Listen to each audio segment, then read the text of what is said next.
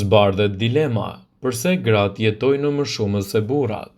Burrat tradicionalisht kanë një jetë jo shumë të gjatë për shkak të zakoneve të mbajtura prej kohës, si për shembull pirja e duhanit.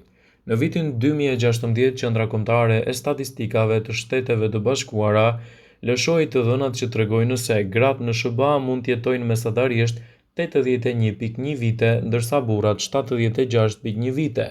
Kjo tregon se është plot 5 vjet më pak. Si pasojë është ngritur një pyetje shkencore. Pse ndodh? Në një ese të shkruar nga Nautilus, Richard Briscoe, profesor i antropologjisë, ekologjisë dhe biologjisë evolucionare në Universitetin Yale, beson se përgjigjja qëndron jashtë gjinisë maskullore duke bërë zgjedhje të dobta të jetesës.